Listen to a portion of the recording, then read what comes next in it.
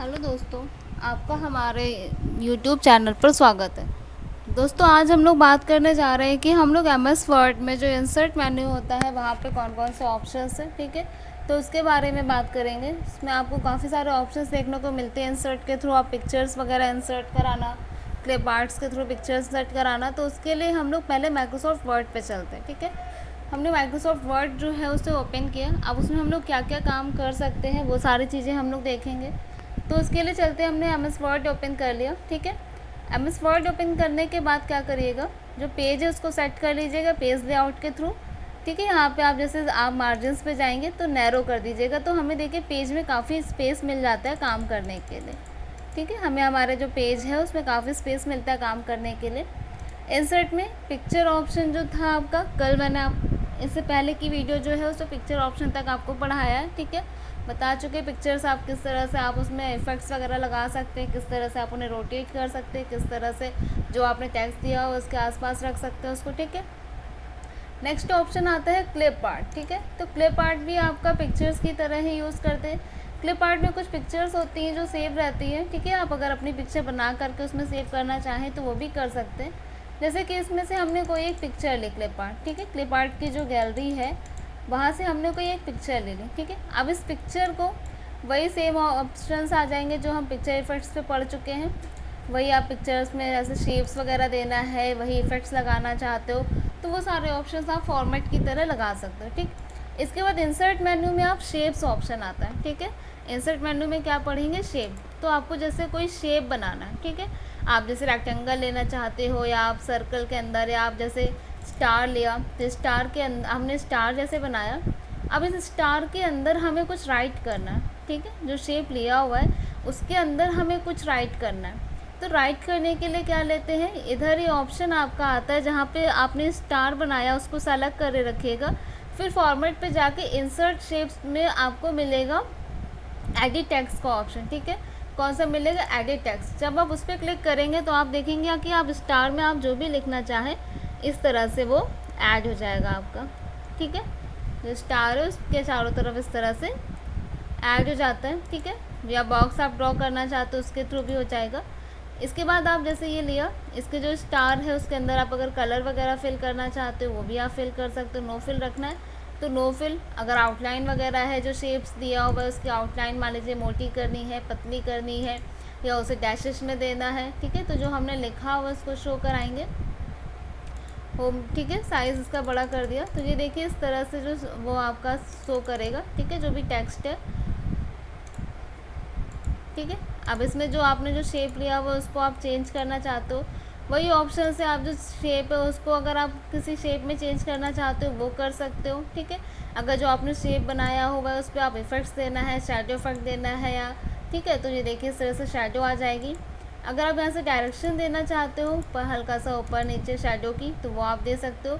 Just बगल में आता है 3D इफेक्ट्स, तो अगर आप 3D इफेक्ट देना चाहते हो जो आपने लिखा हुआ है, ठीक है, जो आपका शेप है उस पर आप 3D इफेक्ट्स देना चाहते हो तो ये देखिए इस तरह से शो होगा। ठीक है, तो ये देखिए इस तरह से हमारा जो शेप था वो शो होगा, आपका जो भी शेप है।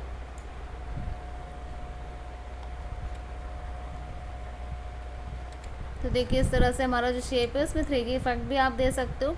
और भी बहुत सारे ऑप्शन है, जैसे पोजीशन है। अगर आप पोजीशन देना चाहते हो जो आपने इफेक्ट बनाया हुआ है उसकी पोजीशन आप चेंज कर सकते हो। ठीक है, अगर आप इसको आप अलाइन देना चाहते हो, जो भी आपको अलाइन देना है, रोटेट करना है वर्टिकली या हॉरिजॉन्टली जिस भी वे पे, तो ये देखिए इस तरह से हम लोग। और जो आपका मान लीजिए आपने जो शेप बना उसकी हाइट और विड्थ जो भी बढ़ानी है तो वो लास्ट में आपको हाइट और विड्थ के ऑप्शंस भी मिल जाएंगे इस तरह से।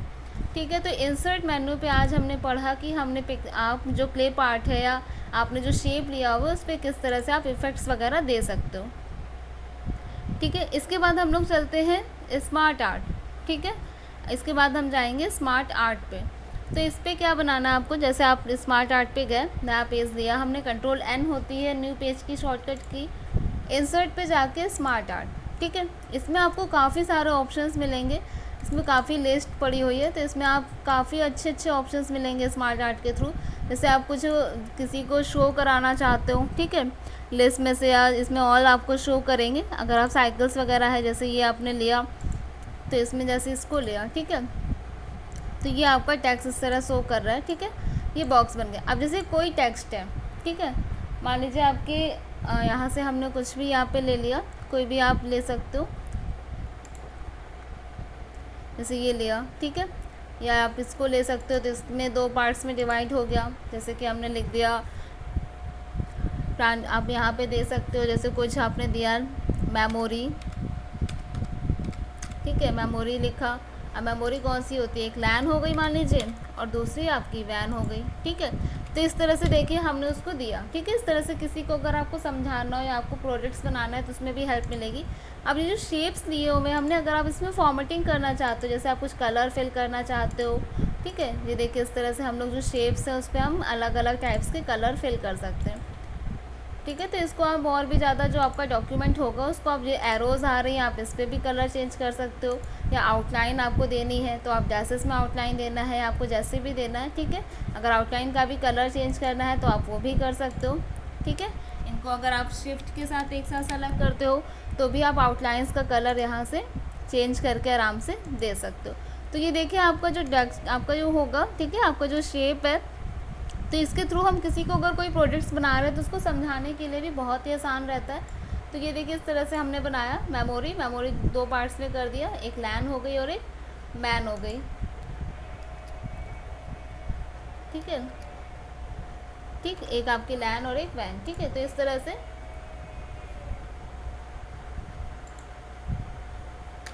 आप मान लीजिए यहाँ पे लिख दिया रैम और रोम, ठीक है। अगर आप यहाँ पे देना चाहते हो तो हमने एक रैम लिख दिया और एक लिख दिया रोम।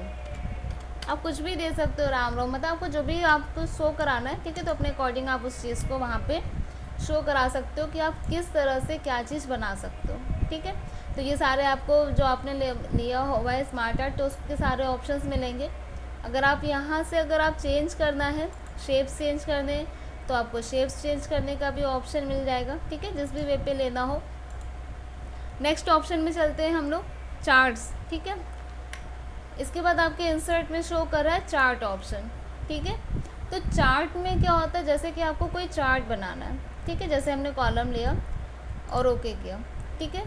तो ये जो आपका चार्ट होगा, जो आपके पास एक्सेल वगैरह में अगर फाइल्स में जो भी आपका डाटा पड़ा हुआ है, तो उसके अकॉर्डिंग आप अगर फ़ाइल अपनी सेलेक्ट करना चाहो, या अगर हमने यहाँ पे कोई एक्सेल में फ़ाइल बनाई हुई है, मान लीजिए हमने दिया मंथली बजट, ठीक है।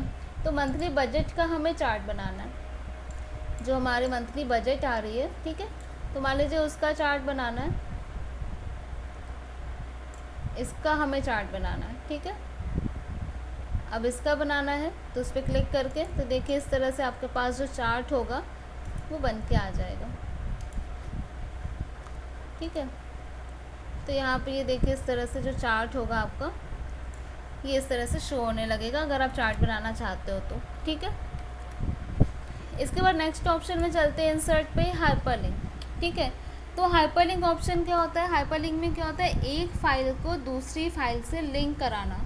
जैसे हमने, हमारे पास 3-4 फाइल्स हैं, ठीक है, तो हम एक साथ एक ही फाइल से उन फाइल्स को लिंक कराना चाहते हैं, तो हम लोग हाइपरलिंक ऑप्शन का यूज़ करते हैं। तो इसके लिए हमें 2 या 2 से ज़्यादा फाइल से हम इसमें लिंक करा सकते हैं। नॉर्मल तो 2 होनी चाहिए, ठीक है।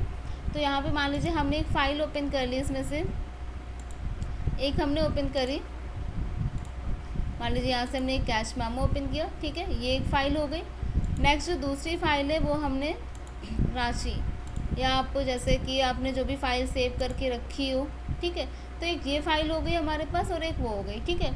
अब ये जो फ़ाइल आ रही है, इस फ़ाइल को हमें लिंक कराना है उस वाले फ़ाइल से, ठीक है। या हम कोई नई फ़ाइल बना लेते हैं, यहाँ पे Ctrl+N कर दिया। अगर हम एक फ़ाइल यहाँ पे बना लेते हैं, ठीक है, इसको भी हम सेव कर देंगे। ये देखिए हमारे पास एक और जो फ़ाइल हो गई, ठीक है। तो इसको हम अगर बनाते हैं, ठीक, इसको हमने सेव कर दिया। जो फाइल है, सेव करने के लिए शॉर्टकट की होती है Ctrl+S, ठीक है। आप ऐसे बहुत सारे लोगों को नहीं पता होगा कि जो सेव एज की शॉर्टकट की होती है वो क्या होती है, F12 होती है सेव एज करने की।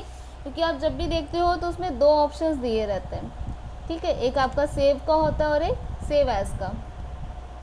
तो इस फाइल को हमने मान लीजिए इस तरह से H44 के नेम से सेव कर दिया, ठीक है, ये फ़ाइल सेव हो गई और एक हमारे पास कैश मेमो की पड़ी हुई है। अब अगर हम इंसर्ट पे जाके हाइपरलिंक ऑप्शन यूज़ करते, ठीक, हाइपरलिंक पे गए, देन यहाँ पे हमारी जो फाइल है, मान लीजिए कैश मेमो थी, उसको सेलेक्ट किया और ओके कर दिया, ठीक। तो अब ये देखिए इस तरह से ब्लू कलर का आपको एड्रेस दिखेगा, ठीक है, पाथ एड्रेस जो है फाइल का वो आपको शो होगा। इसके बाद क्या करिएगा, अब इस जो पाथ आ रहा है, ठीक है, इस पर क्या करेंगे हम लोग, कंट्रोल के साथ में क्लिक करेंगे। जब आप कंट्रोल के साथ इस फाइल पे क्लिक करेंगे तो देखिए जो आपका एड्रेस है, जो दूसरी फाइल थी वो शो होने लगी। अब इस वाली फाइल को मान लीजिए उस फाइल से लिंक कराना है, तो वापस से इंसर्ट पे गए, इंसर्ट पे जाने के बाद हाइपरलिंक पे जाइएगा।